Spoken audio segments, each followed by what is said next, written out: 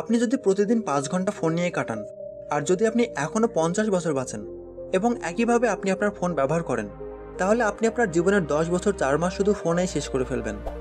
Steve jobs iPhone নিয়ে এসে পৃথিবীতে পরিবর্তন আনে।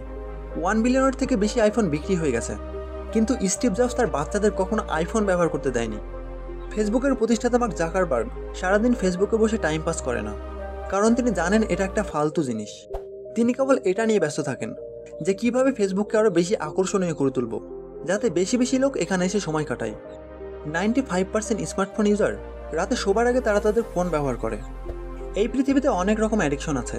কারো ফেসবুকের অ্যাডিকশন, কারো হোয়াটসঅ্যাপের অ্যাডিকশন, কারো ইনস্টাগ্রামের অ্যাডিকশন, কারো ইউটিউবের অ্যাডিকশন, আবার কারো বা পুরো ফোনেরই অ্যাডিকশন, কারো সিগারেটের অ্যাডিকশন, তো কারো মদের অ্যাডিকশন।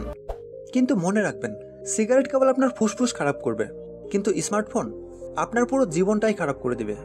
প্রথমে আমরা ইংরেজদের গোলাম ছিলাম, আর আজ আমরা নোটিফিকেশনের গোলাম হয়ে গেছি। আমাদের ফোনে নোটিফিকেশন আসলেই আমরা অস্থির হয়ে যাই। অর্থাৎ আমরা যতই গুরুত্বপূর্ণ কাজ করি না কেন, সেটা বাদ দিয়ে আমরা নোটিফিকেশন চেক করি। আর আমরা তো এটাও জানি না যে এটা কোনো কাজের নোটিফিকেশন নাকি ফালতু কোনো নোটিফিকেশন।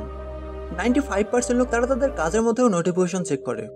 আমার তো মনে হয় আপনিও তাদের মধ্যে একজন। আর কিছু লোক তো এমন আছে যারা 15 মিনিট পর পর তাদের ফোন চেক করে, আর অনেক সময় তো তারা বিনা কারণেই তাদের ফোন চেক করে, কেবল এটা দেখার জন্য যে ফেসবুকে বা ইনস্টাগ্রামে যে ফটো আপলোড করেছিল তাতে কত লাইক পড়েছে।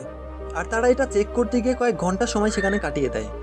লোকজন আজ ফটোকে এডিট করে এমন সুন্দর করে তৈরি করে যা বাস্তবের সাথে সম্পূর্ণ আলাদা, আর ওই ফটোকে ফেসবুক ইনস্টাগ্রামে আপলোড করে, আর সেখানে এটা দেখানোর চেষ্টা করে যে আমি কতটা ভালো আর আপনি কতটা খারাপ।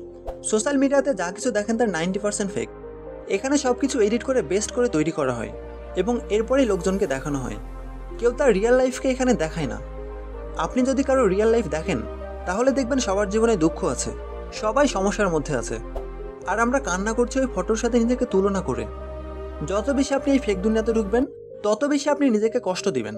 আর এই নিজের ফোনে ছবি এডিট করা, সেটাকে ফেসবুকে আপলোড করা, এগুলো আমরা কাদের জন্য করি? তাদের জন্য যাদেরকে আমরা ঠিকমতো চিনিই না।